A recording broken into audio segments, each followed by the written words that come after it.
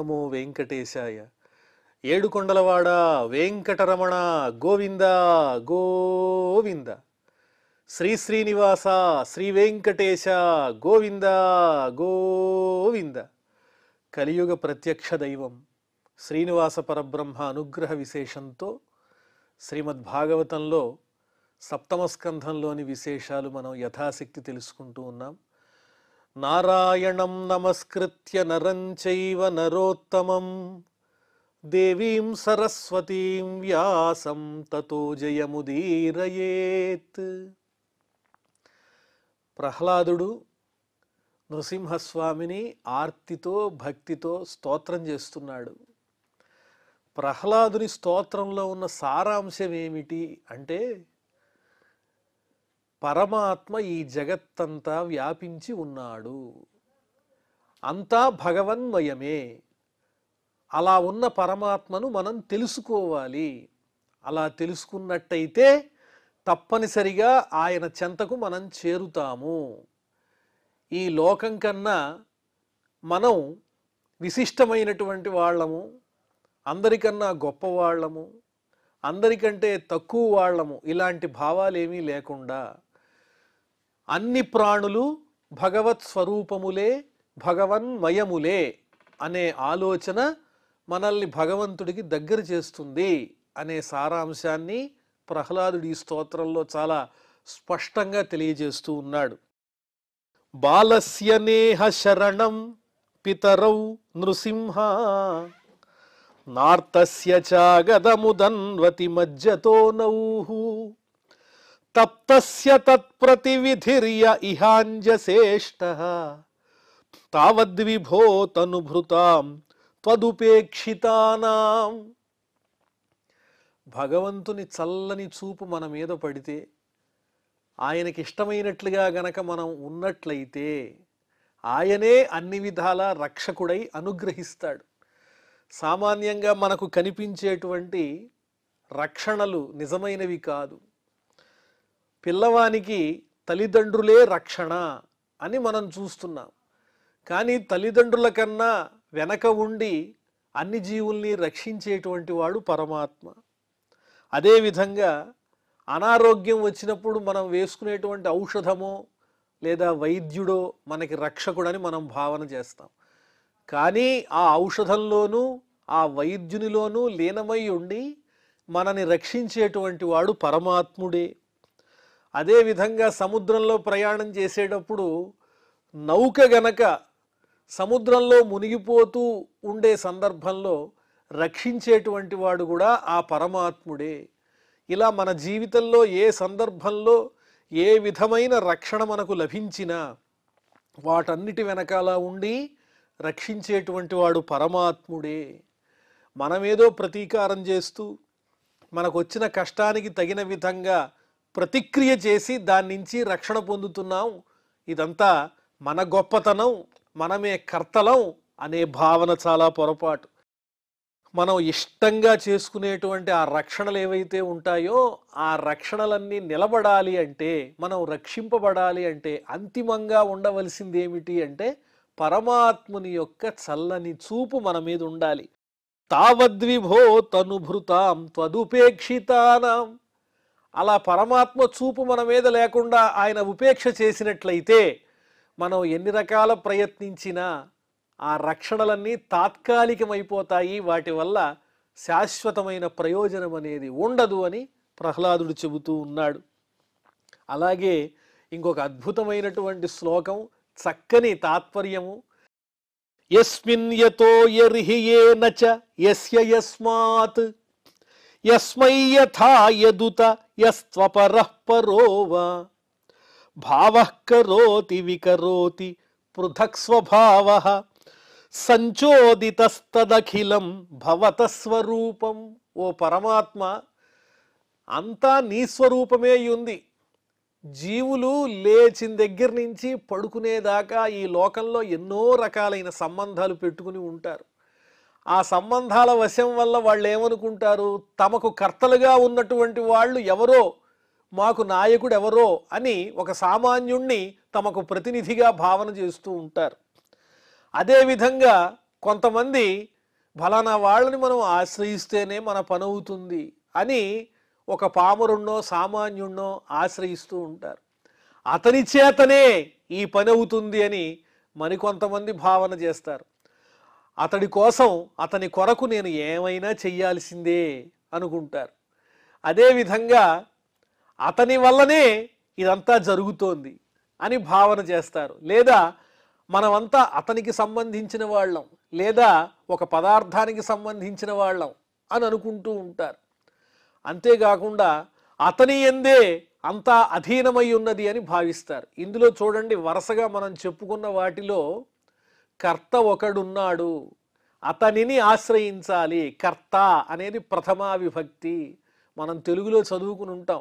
డుమువులు ప్రథమా విభక్తి, నిన్లన్ గూర్చి గురించి ద్వితీయా విభక్తి, చేతంచేన్ తోడంతోన్ తృతీయా విభక్తి, కొర కున్కై చతుర్థీ విభక్తి, వలనన్ కంటే పట్టి పంచమీ విభక్తి, కిన్కున్ యొక్క లోన్ లోపల షష్ఠీ విభక్తి, అందున ఇందున సప్తమీ విభక్తి, ఓ ఓయి ఓరి ఓసి సంబోధన ప్రథమా విభక్తి అని చెప్పుకున్నాం.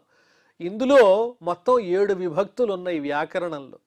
ఈ విభక్తుల ద్వారా ప్రయోజనం ఏమిటి అంటే, మానవ సంబంధాల్లో మనం చూపించేటువంటి వాక్య నిర్మాణాలన్నీ ఈ విభక్తులతోనే ఏర్పడుతున్నాయి. వాడు గొప్పవాడు, వాడిని చూడండి, వాడితో మాట్లాడండి, వాని కొరకు పని చెయ్యండి, అలాగే వాని వలన ఇది జరుగుతోంది, వాని యొక్క సంబంధం మనకు కావాలి, వాని యందే అంతా ఉంది అని ఈ విధంగా ఈ 7 విభక్తుల్ని కూడా ఎలా ఉపయోగిస్తూ ఉంటాం అంటే వాక్య నిర్మాణాలకి ప్రయోగిస్తూ ఉంటాం. వాటి ద్వారా మనం మాట్లాడుకుంటాం. మనం ఏం మాట్లాడినా కూడా ఆ వాక్య నిర్మాణం జరగాలంటే ఈ విభక్తులు ఉండాలి, క్రియ ఉండాలి. కర్త కర్మ క్రియ ఈ విధంగా ఉండాలి. ఆ రకమైన వాక్య నిర్మాణాలన్నీ నిర్మించేటప్పుడు మనం ఏం చేస్తూ ఉంటామంటే, ఎవరినో ఒకరిని కర్తగా భావన చేయటం, లేదా వారు లేకపోతే మనకి జరగదనుకోవటం, ఈ రకంగా సామాన్యుల గురించి మాత్రమే మనం భయపడుతూ బాధపడుతూ ఎవరినో ఆశ్రయించాలనుకుంటాం. ప్రహ్లాదుడు ఏం చెబుతున్నాడంటే, ఎవరినో కర్తలుగా భావించద్దు. కర్త ఎవరు అంటే పరమాత్మయే. ఈ 7 విభక్తుల్లోనూ చెప్పబడినటువంటి ఆ సంబంధాలన్నీ కూడా ఈ సామాన్య మానవులతో పెట్టుకోకుండా ఆ పరమాత్మతో పెట్టుకుంటే అతడే మన్ని రక్షిస్తాడు. నిజానికి అతడే అంతటా వ్యాపించి ఉన్నాడు కాబట్టి. అందువల్లనే ముకుందమాల్లో కులశేఖరాళ్ళు వారు వర్ణిస్తారు, కృష్ణో రక్షతు నో జగత్రయ గురు. కృష్ణ రక్షతు ప్రథమా విభక్తి. కృష్ణుడు నన్ను రక్షించుగాక. కృష్ణం నమస్యామ్యహం, నేను కృష్ణుణ్ణే నమస్కరిస్తున్నాను. కృష్ణేనా మరశత్రవో వినిహతా. కృష్ణేన కృష్ణుని చేత రాక్షసులు సంహరింపబడ్డారు. కృష్ణాయ తస్మై నమః, కృష్ణుని కొరకు నమస్కారము. కృష్ణాదేవ సముత్థితం జగదిదం, కృష్ణుని నుండి కృష్ణుని వలన ఈ లోకం ఉద్భవించింది. కృష్ణస్య దాసోస్మ్యహం, నేను కృష్ణునకు దాసుడను. కృష్ణే తిష్టతి సర్వమేతదఖిలం, సమస్తమైన ఈ జగత్తు కృష్ణుని యందే ఉన్నది. హే కృష్ణ రక్షస్వ మాం, ఓ కృష్ణ నన్ను రక్షించు అని ఈ విభక్తులన్నీ ఉపయోగించి కృష్ణునితో మనకు ఉండాల్సిన సంబంధాలను గురించి వర్ణించారు. కాబట్టి సారాంశం ఏంటంటే, ఈ సంబంధాలు ఏవైతే ఉన్నాయో అవి ఏవైనా పరమాత్మతోనే పెట్టుకోవాలి. ఎందువల్లంటే ఆయనే మనకు తండ్రి, ఆయనే గురువు, ఆయనే భర్త. ఈ విధంగా అనేక రకాలుగా పరమాత్మతో మనకి సంబంధాలు ఉన్నాయి. ఈ లోకంలో కనిపించేటువంటి లౌకికమైన ఈ సంబంధాలన్నీ అశాశ్వతమైనవి అని ఈ శ్లోకంలో ప్రహ్లాదుడు వర్ణించి చెబుతున్నాడు. యస్మిన్ యతో యర్హి ఏనచ యస్య యస్మాత్, ఇవన్నీ యశబ్దానికి సంబంధించిన ఆ ప్రథమాది విభక్తులు. యస్మై యథా యదుతయస్త్వపరః పరోవ, కాబట్టి ఎవరో ఎవరో నన్ను ఉద్ధరిస్తారు అని లౌకికుల్ని గురించి సామాన్యుల గురించి ఆలోచించకుండా పరమాత్ముడే నన్ను రక్షిస్తాడనుకోవాలి. వీళ్ళు తక్కువ వీళ్ళు ఎక్కువ అనే భావన ఉండకూడదు. వీళ్ళు నా వాళ్ళు, వాళ్ళు పరాయి వాళ్ళు అనే భావన ఉండకూడదు. కానీ అజ్ఞానవశం వల్ల అదే చేస్తున్నాం. భావః కరోతి వికరోతి పృథక్ స్వభావ, ఎలాంటిది అజ్ఞానుల యొక్క స్వభావం అంటే మాటి మాటికి మారిపోతూ ఉంటుంది. తమ ప్రయోజనాలు అశాశ్వతమైన ప్రయోజనాలే నిజమనుకుని అప్పటికప్పుడు మార్చుకుంటూ తమవైన స్వార్థ ప్రయోజనాల కోసం ఆయా సంబంధాల్ని కలుపుకుంటూ వెళ్ళిపోతూ ఉంటారు. కాబట్టి సంచోదితస్తదఖిలం భవత స్వరూపం, ఈ రకంగా ఏవైతే వికారాలు పొంది ఎవరినో తమకు కర్తగా భావన చేసేటువంటి ఓ సామాన్యులారా, ఈ మార్పులతో కూడిన ఆలోచనలు మీకొద్దు. కరోతి వికరోతి భావ, ఒక భావన చేయటం అది మర్చిపోయి వేరే భావనలోకి వెళ్ళిపోవటం, వీళ్ళు సొంతం వాళ్ళు అనుకోవటం, కాసేపటికి పరిస్థితులు మారిపోతే వాళ్లే శత్రువులు అవుతారు. ఇలాగా తక్కువ ఎక్కువలతో సుఖదుఖాలతో ఉండే ఈ భావాలన్నీ విడిచిపెట్టండి. అన్నిటికీ కర్త కర్మ క్రియ అన్ని రకములైన సంబంధము పరమాత్ముడే అని భావన చెయ్యండి అని ఈ శ్లోకంలో ఎంతో అద్భుతంగా వర్ణించి చెబుతున్నాడు మనందరికీ. మాయామనసృజతి కర్మ మయం బలీయః కాలేన చోదిత గుణానుమతేన పుంసః ఛందోమయం యదజయార్పిత షోడశారం సంసార చక్రమజ కోతి తరేత్వదన్యః. స్వామి, ఈ మాయంతా నువ్వే గదా సృష్టిస్తున్నావు. కాలాన్ని సృష్టించింది నువ్వు. ఆ కాలవశం వల్లే ఈ మాయ కూడా ప్రబలిపోతోంది. నీ మాయ విష్ణు మాయ. ఆ మాయ సత్వ రజస్తమో గుణములతో కూడినది. ఈ మాయలో పడినటువంటి వాళ్ళు ఈ సంసార కూపంలో పడక తప్పదు. ఈ సంసార చక్రం 16 అరలు కలిగినటువంటిది. ఆ 16 అరలు ఏమిటి? జ్ఞానేంద్రియాలు 5, కర్మేంద్రియాలు 5, మనస్సు, వాటితో పాటు పంచభూతాలు. ఈ 16 కూడా ఈ సంసార చక్రంలో ఉండేటువంటి అరలు. వాటిలో పడి కొట్టుమిట్టాడుతూ ఈ భవసాగరంలో చావు పుట్టుకలకు లోనవుతూ ఉంటారు సామాన్యులు. అంతేకాదు, ఈ సంసార చక్రం అనేది కర్మమయం, కర్మలతో కూడినది. ఎటువంటి కర్మలు? లౌకిక కర్మలు, ఛందోమయం వైదికమైన కర్మలు ఉన్నాయి. భగవత్ సమర్పణం కాకుండా కామ్యం కోసం చేసేటువంటి వైదిక కర్మలు కూడా అవి నిలబడవనే చెబుతున్నారు. బలీయః, ఎలాంటిది ఇంకా ఈ సంసార చక్రం అంటే బలవత్తరమైనటువంటిది.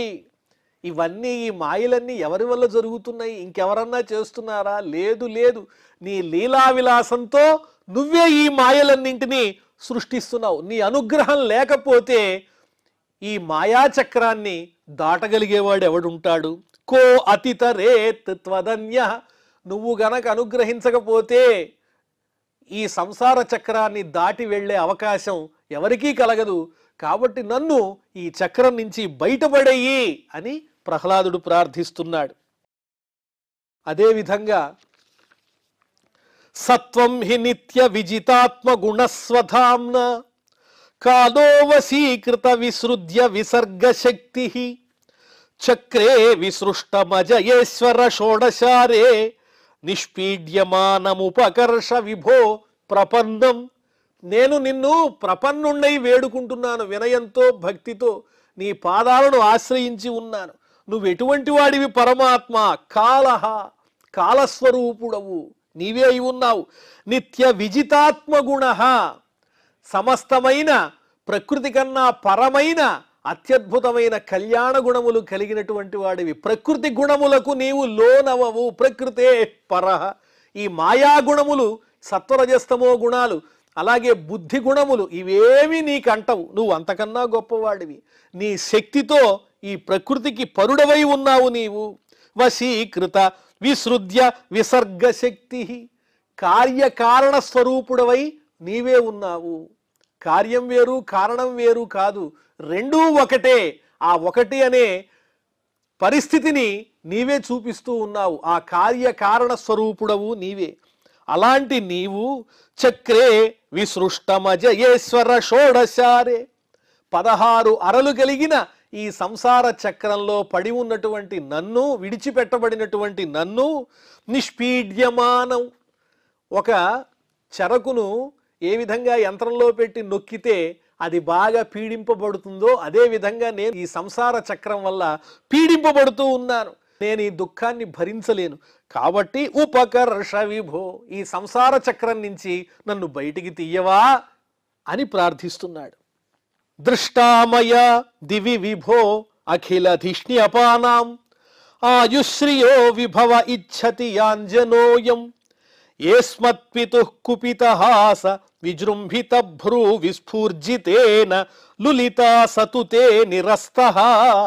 స్వామి, ఏం నాయనా ప్రహ్లాద, నా దగ్గరికే వస్తానంటున్నావు, నన్నే ఆశ్రయిస్తానంటున్నావు, నువ్వు నా భక్తుడివి కదా, నీకు ఐహికమైనటువంటి సుఖాలు ఎన్నో ఇస్తాను, తీసుకో అని అందాం అనుకుంటున్నావా స్వామి? అవన్నీ ఎలాంటివో నాకు తెలుసు, అవేవీ నాకొద్దు. తాత్కాలికమైన విషయ సుఖాలు నాకు అక్కర్లేదు.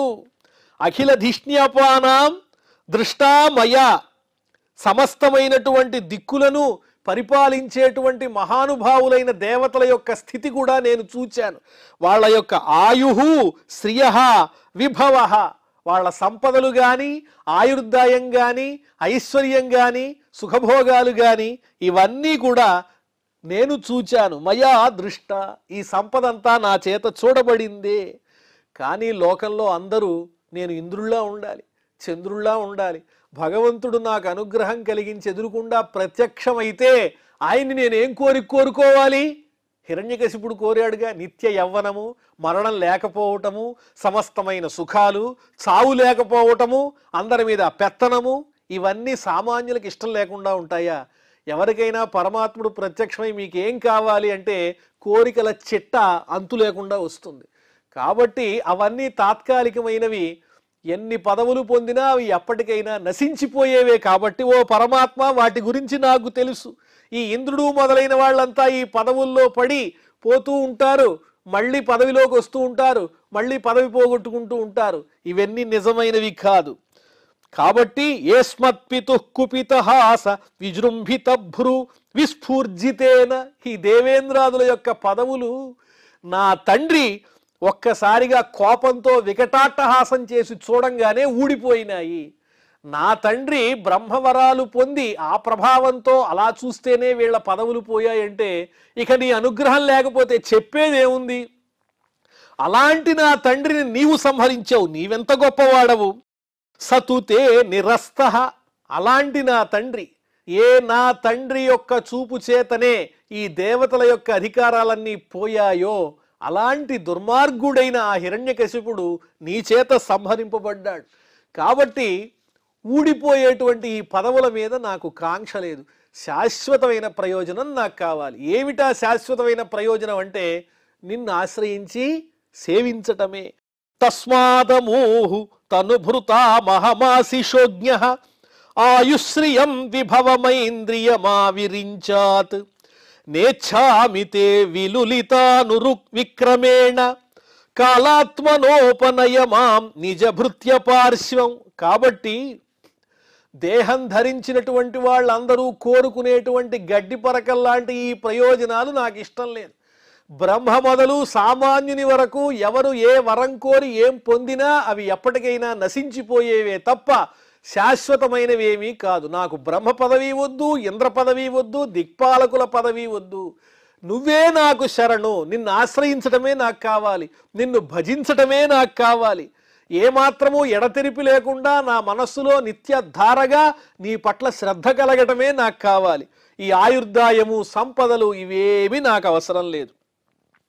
కాబట్టి గొప్ప పరాక్రమ సంపన్నుడవైన నీ చేత ఇలాంటివన్నీ కూడా నశింపచేయబడతాయి. నువ్వు తలుచుకుంటే ఇవి ఏవి నిలిచేవి కాదు. ఎందువల్లంటే నువ్వు కాలస్వరూపుడవు. కాల ఆత్మన, కాలం గడిచే కొద్దీ పరిస్థితులు మారిపోతూ ఉంటాయి. కాబట్టి నిజ భృత్య పార్శ్వం, నిన్ను సేవించుకునేటువంటి సేవకులతో సమానంగా నీ పక్కన ఉండి సేవించుకునే భాగ్యాన్ని నాకు కలిగించు స్వామి అని ప్రహ్లాదుడు భక్తిభావంతో కోరుతున్నాడు ఆ స్వామిని. కుత్రాశిష శృతి సుఖాః మృగతృష్ణి రూపాః. ఇవన్నీ ప్రహ్లాదుని మనోభావాలు. మనందరము కూడా గ్రహించి ఏది నిజం అనేది బాగా యథార్థ జ్ఞానం కలగటానికి ఈ ప్రార్థన ఎంతగానో ఉపయోగపడుతుంది. కుత్రాశిష శృతి సుఖాః మృగతృష్ణి రూపాః ఖేదంకళేబరమశేష రుజాంబిరోహః.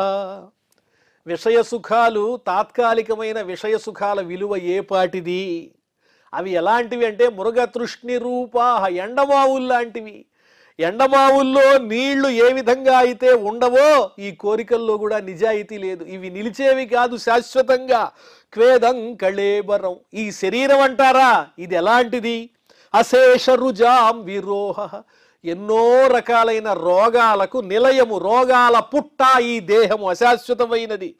కానీ పండితులైన వాళ్ళు కూడా ఆ విషయాన్ని మర్చిపోయి నిర్విద్యతే నతు జనో యదపీతి విద్వాన్, ఇదేదో శాశ్వతం అనుకుని ఆ మాయలో పడిపోయి ఆ సుఖాల కోసం, ఆయుర్దాయం కోసం, ఐశ్వర్యం కోసం, పదవి కోసం ఎదురు చూస్తూ నిరీక్షిస్తూ పండితులు సైతము వైరాగ్యాన్ని పొందకుండా ఎండమావుల్లాంటి ఈ సుఖాల వెంట పడిపోతూ ఉన్నారు. కామానలం మధులవైహి శమయందురాపైహి, మధులవైహి తేనె తుంపరల్లాంటి తాత్కాలికమైనటువంటి సుఖాలతో, కామానలం దారుణమైనటువంటి కోరికలనేటువంటి అగ్నిని ఏ విధంగానైనా శమయన్ చల్లార్చాలనేటువంటి ప్రయత్నం చేస్తున్నారు. ఈ కోరికలన్నీ ఎలాంటివి అంటే దురాపైహి, ఎంతసేపు అనుభవించినా కూడా తనివి తీరనటువంటివి, ఎప్పటికీ నిలిచేవి కూడా కాదు. అటువంటి ఈ కోరికలతో సతమతమవుతూ నిత్యమైన శాశ్వతమైన ఆనందమయమైనటువంటి నీ స్థానాన్ని పొందలేకపోతున్నారు పండితులు సైతము. కానీ నేను కోరుకునేది ఇలాంటి సుఖాలు కాదు స్వామి, నీ సన్నిధానమే. క్వాహం రజః ప్రభవ ఈశ తమోధికేస్మిన్ జాతస్సురేతరకులే క్వతవానుకంప న బ్రహ్మణో నతు భవస్య నవైరమాయాః యన్మేర్పిత శిరసి పద్మకర ప్రసాద. స్వామి, నీ అనుగ్రహం అంతా ఇంత చెప్పనలవియా? పద్మంలాంటి చక్కని నీ హస్తాన్ని నా శిరస్సును ఉంచావే, ఈ భాగ్యం ఎంతమందికి లభించింది? ఇక్కడ ఉన్నటువంటి బ్రహ్మగారికి లభించిందా? లేకపోతే ఈ పక్కనే ఉన్నటువంటి లక్ష్మీదేవికి లభించిందా? ఆ పరమేశ్వరునికి లభించిందా? వీళ్ళ ఎవ్వరికీ కూడా అటువంటి అదృష్టం దక్కలేదు. నాకు దక్కింది. నేనెటువంటి వాణ్ణి? అసుర జాతిలో పుట్టినటువంటి వాణ్ణి, తమోగుణ భూయిష్టమైన అసుర జాతిలో పుట్టినటువంటి వాణ్ణి. జన్మ అంటే రజోగుణ సంబంధమైనది కాబట్టి ఆ రజోగుణము తమోగుణము ఈ రెండూ నన్ను స్పృశిస్తూనే ఉన్నాయి. అలాంటి నన్ను, అసుర జాతిలో పుట్టినటువంటి నన్ను అనుగ్రహించటం కోసం దివ్యమైన లలితమైన పద్మము వలె సున్నితమైనటువంటి నీ చేతిని నా శిరస్సునందు ఉంచి నీ దయ నాకు చూపించావు. ఆహా క్వతవానుకంప, నీ దయ ఎంత గొప్పది! నేనెక్కడున్నాను? ఏమాత్రము సంబంధం లేకపోయినా నీవు నన్ను అనుగ్రహించావు. ఇటువంటి చక్కని అదృష్టము ఇంత పెద్దవాళ్ళకే దక్కలేదు, నాలాంటి వాడికి దక్కింది. ఇంతకన్నా నీ కరుణ గురించి చెప్పేదేముంది స్వామి? శ్రీ మహిళా మహేశ సరసీరుహ గర్భులకైన నీ మహోద్దామకరంబుచే అభయదానము చేయవు. చక్కని నీ కరస్పర్శ అనేది లభించటం, శిరస్సున ఉంచి అనుగ్రహించటం అనేది ఎంతమందికి దక్కింది? నేను బాలుడన్ తామస వంశ సంభవుడ దైత్యుడవుగ్రరజో గుణుండా నిస్సీమదయన్ కరాంబుజము శీర్షము చేర్చుట చోద్యమీశ్వర. అద్భుతమైన పద్యం ఇది. ఎంతో చోద్యము, ఆశ్చర్యకరము. నీ కరుణకు అవధి లేదని చెప్పటానికి ఇదో నిదర్శనం. మచ్చుతునక అని ప్రార్థన చేస్తున్నాడు ప్రహ్లాదుడు. నైషా పరావరమతి భవతో నను స్యాత్ జంతోర్యథాత్మ సుహృదో జగతస్తథాపి సంసేవయ సురతరోరివతే ప్రసాద సేవానురూపముదయో నపరావరత్వం. పరమాత్ముడవైన నీకు, జగత్తుకు ఆనందాన్ని ఇచ్చేటువంటి నీకు, అందరికీ ఆనందాన్ని ఇవ్వగలిగినటువంటి నీకు వీడు తక్కువవాడు, వీడు పెద్దవాడు అనేటువంటి భావన ఏ కోసానైనా ఉంటుందా? అలా ఉంటుందనుకునేటువంటి వాళ్ళు అజ్ఞానులు, అమాయకులే. చేసినటువంటి పూజను అనుసరించి నిన్ను సేవించిన చక్కటి ఫలితాన్ని భక్తులకు నువ్వు ఇస్తూ ఉంటావు. ఇలాంటి తక్కువ భావాలు ఎవరికి ఉంటాయి అంటే అజ్ఞానంలో ఉన్నటువంటి జంతుతుల్యులైన జ్ఞానహీనులైన సామాన్యులకు ఉంటాయి, కానీ నీకెందుకు ఉంటాయి? నువ్వు జగత్తునకే సుహృద, జగత్తు మొత్తానికి సుహృత్, స్నేహితుడవు నీవు. సంసేవయా సురతరోరివ, దేవవృక్షమైనటువంటి కల్పవృక్షం దగ్గరికి వెళ్ళి నాకు ఇది కావాలి అని కోరితే ఆ కల్పవృక్షం ఏ విధంగానైతే అనుగ్రహిస్తుందో అలాగే నువ్వు భక్తుల పాలిటి కల్పవృక్షము, కొంగు బంగారము గోవింద. కాబట్టి ఆ విధంగా అనుగ్రహించడంలో నీకు తక్కువ ఎక్కువలు ఏమీ ఉండవు. కొలమానం అనేది ఏమీ లేదు. మనం లోకంలో చూస్తున్నట్లుగా వారి వారి వంశములు కానీ వేరొకటి కానీ పరమాత్మ దృష్టిలో ఉండవు. సమస్తమైన జనులు సమానమే. నమే ద్వేష్యోస్తి న ప్రియ. నాకు ద్వేషించేవాడు లేడు, ప్రియుడైన వాడు లేడని చెప్పాడు పరమాత్మ. సేవానురూపముదయ. ఆ భక్తుడు చేసుకునే సేవను అనుసరించి, వారి ఏకాగ్రతను అనుసరించి వారికి ఆయా ప్రయోజనాలు కలుగుతూ ఉంటాయి తప్ప నా పరావరత్వం, నీకు మాత్రం ఎక్కువ తక్కువలు లేవు అని స్పష్టంగా చెబుతున్నాడు. ఇదంతా దేనికోసం చెబుతున్నాడు ప్రహ్లాదుడు? ఆయన మనస్సులో ఉన్న భక్తి భావాన్ని ఆవిష్కరించటం ఒకటైతే, వ్యాసుల వారు ఇంత గొప్పగా ఈ వాక్యాల్ని మనకెందుకు స్పష్టంగా చెబుతున్నారంటే, ఇవన్నీ మనం అనువర్తించుకోవాలి. భగవంతుని దృష్టిలో వాళ్ళు ఎక్కువ వీళ్ళు తక్కువ అనేది ఏనాటికి ఉండదు. కావలసినటువంటిది భక్తి అనే ప్రధానమైన ఉపకరణం, సాధనమే అనే విషయాన్ని మనందరం జ్ఞాపకం పెట్టుకోవాలి. ఇంకా అద్భుతంగా వర్ణన చేశాడు ప్రహ్లాదుడు. అవన్నీ మళ్ళీ మనం తెలుసుకుందాం. ప్రస్తుతం క్షమాప్రార్థనాదులు పలికి ఈ కార్యక్రమాన్ని పరిసమాప్తం చేసుకుందాం. అథ క్షమాప్రార్థన. యదక్షర పదభ్రష్టం మాత్రాహీనంచ యద్భవేత్ తత్సర్వం క్షమ్యతాం దేవ నారాయణ నమోస్తుతే. శ్రియః కాంతాయ కళ్యాణ నిధయే నిధయేర్థినాం శ్రీవేంకట నివాసాయ శ్రీనివాసాయ మంగళం.